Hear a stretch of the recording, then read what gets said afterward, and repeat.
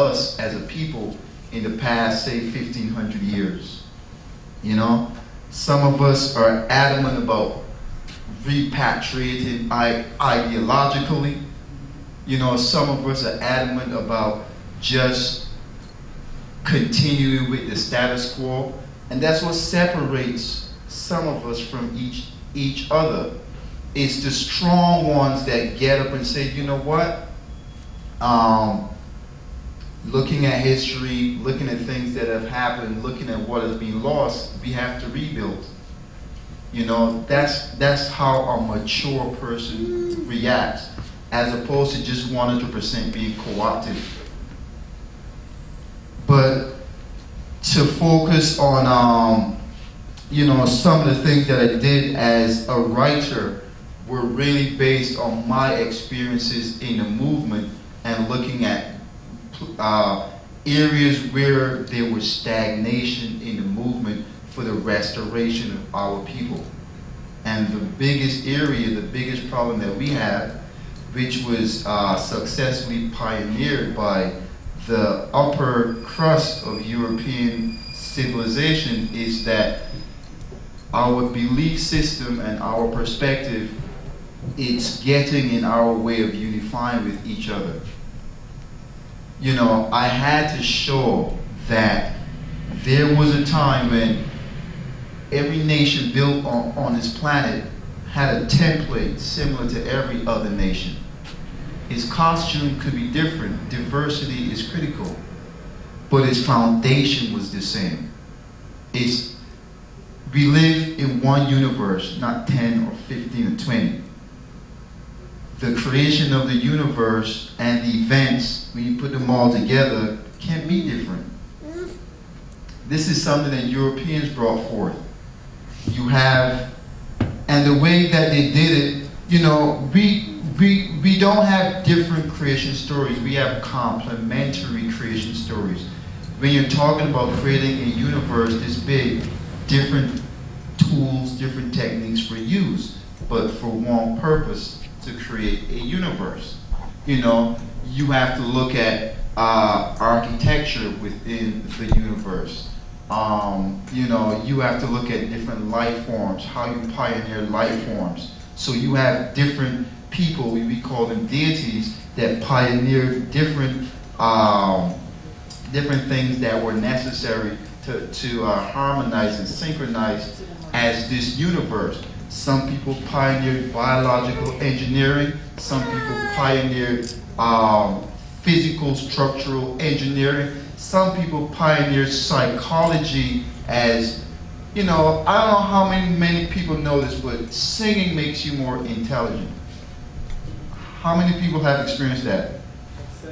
Singing makes you more intelligent. So you want rhythm, you know? You want instruments. There were deities that pioneered these things, and you see them in ancient culture. One culture would say God is a drummer. Another culture would say God is a dancer. You know, this is just European translation. They don't use the word God, but you get what I mean. But what they did was they came and made it seem, this is in studying Egyptology, they came and made it seem as though the people were arguing amongst each other for whose God should take dominance. And I was like, no, that's not what was happening. In ancient Egypt, this is where I based the bulk of my research. But this was part of their plan for dividing people. You could say it's projecting their issues onto us. Not that we didn't have any problems, but our brightest minds, what we learned, there wasn't any argument. You know, like we would argue, no, God is not male, God is female.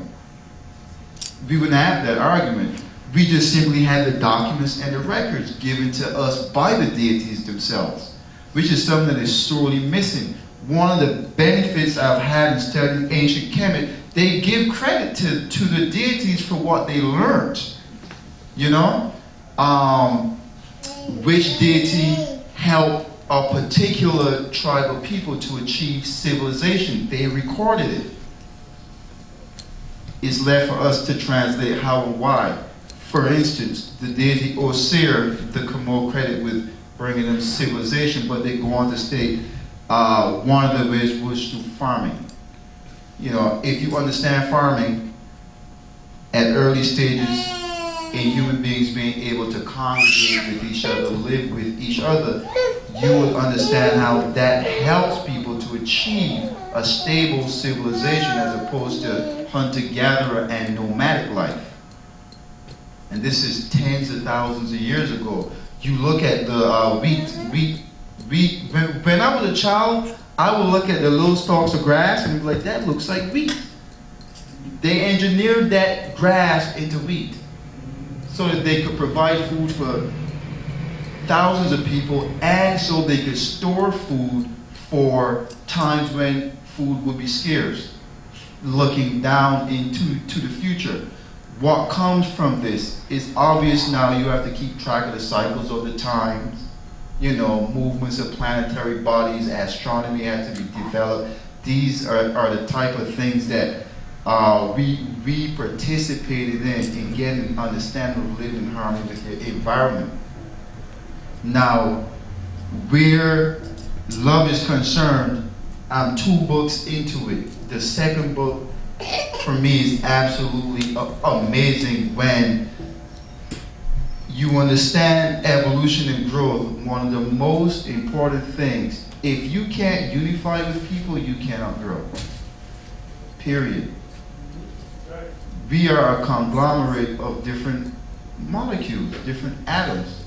And scientists are now saying that the base molecule is hydrogen.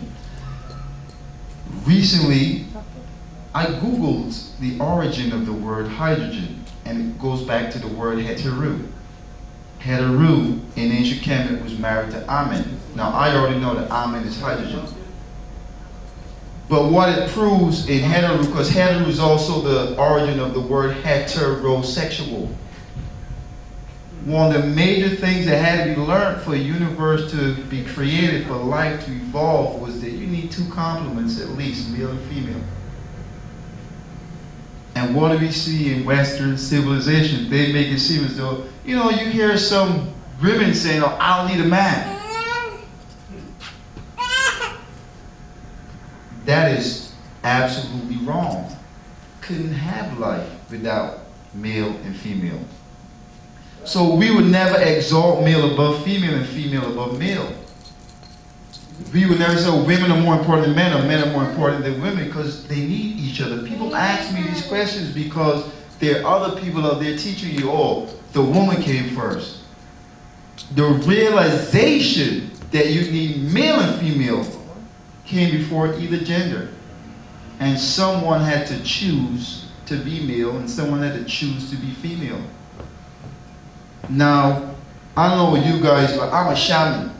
Shamans, we use certain herbs.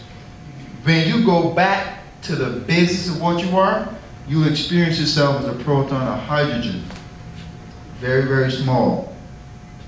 Neither male nor female. So we have to choose our gender in the realization that you need those different genders, male and female, for there to be life. You know, it becomes obvious, but does it strike you that there are people that would argue with this? Yep. Mm-hmm. There are people that would argue, oh, you don't need men. There was a time when there were no men, there were only women. You know, people actually believe this. But we have documents, we have scriptures, we have science. By the way, the word science comes from the Latin word sire, which comes from the word or seer. Or seer in the cosmology at Anu.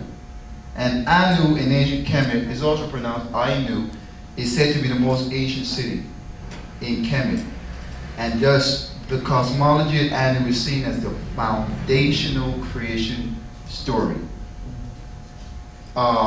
In the book of Knowing the Evolutions of Ra and of Overthrown Pep, which I fleshed out very, very clearly, Ra is consciousness. Consciousness is experience.